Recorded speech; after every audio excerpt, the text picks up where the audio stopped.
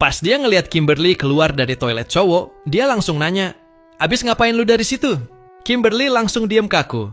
"Enggak kok, gue cuma salah masuk pintu aja." Tapi dia tahu itu bohong. Dia baru aja mau buka pintunya. Kimberly langsung narik lengannya. "Jangan, tolong jangan masuk ke sana."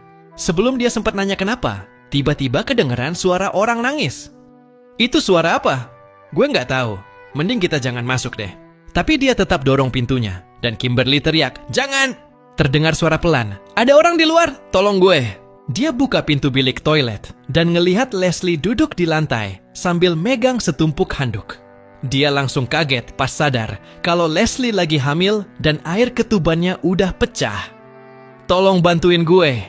Ayah Leslie adalah guru olahraga mereka dan dia sadar kalau sampai ayah Leslie tahu putrinya mau ngelahirin di sekolah, pasti bakal jadi bencana. Nggak lama kemudian, Kimberly masuk lagi bareng perawat sekolah.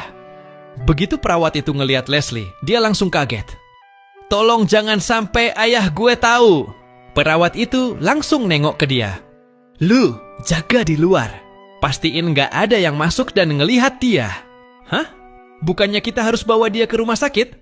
"Nggak ada waktu. Cepat." Dia akhirnya berdiri di luar sambil jaga-jaga. Nggak lama, segerombolan cowok datang sambil bawa vape. Mereka mau masuk ke toilet, tapi dia langsung ngalangin. "Nggak bisa. Kalian nggak boleh nge-vape di sini." Mereka langsung bingung. "Hah, kenapa?" Dia belum sempat ngarang alasan. Tiba-tiba semua orang dengar suara jeritan dari dalam toilet.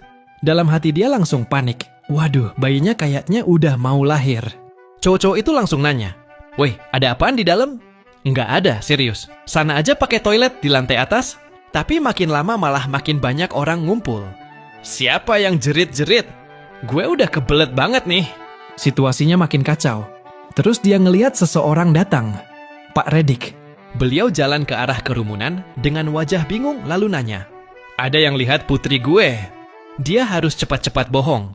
Tapi sebelum sempat ngomong apapun, mereka semua dengar suara Leslie. Ya Tuhan! Salah satu cewek langsung bilang, itu kayak suara Leslie deh." Pak Reddick langsung sadar itu suara putrinya dan nyelonong masuk sambil nyenggol dia. "Astaga!" Dari dalam terdengar beliau teriak, "Ini ada apa?" Tapi semua orang masih belum mengerti apa yang sebenarnya terjadi. Sampai akhirnya terdengar Pak Reddick teriak lagi, "Siapa bapaknya? Felix! Demi Tuhan, bakal kubunuh dia." Semua orang langsung melongo dan otomatis nengok ke Felix. Felix emang udah pacaran sama Leslie selama 9 bulan, jadi semuanya terasa masuk akal. Felix langsung keringat dingin dan mulai mundur pelan. Tiba-tiba pintu toilet kebuka dan Pak Reddick keluar. Urat di dahinya kelihatan banget saking emosinya. Dari dalam masih terdengar perawat teriak, "Ayo, ngeden!" Beberapa detik kemudian, terdengar suara tangisan bayi. Pak Reddick langsung nunjuk Felix sambil teriak, "Lu yang bikin anak gue hamil!"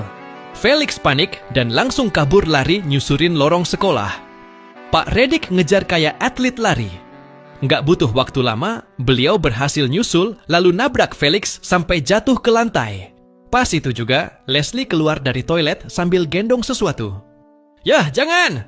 Tapi Pak Reddick udah keburu nindihin Felix dan langsung ngehajar habis-habisan sampai wajah Felix babak belur.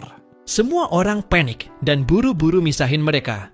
Begitu akhirnya berhasil ditahan, Leslie sambil nangis teriak, "Yah, itu bukan anak dia." Begitu kalimat itu keluar, suasana langsung hening. Pak Reddick berhenti meronta. Bahkan Felix yang masih tergeletak di lantai juga langsung ngangkat kepala. Semua mata langsung ngelihat ke arah bayinya. Dan saat itulah semuanya sadar. Walaupun wajah Felix udah lebam dan ungu gara-gara dipukulin, dia itu orang kulit putih. Sedangkan begitu mereka ngelihat bayinya, bayi itu jelas berkulit hitam.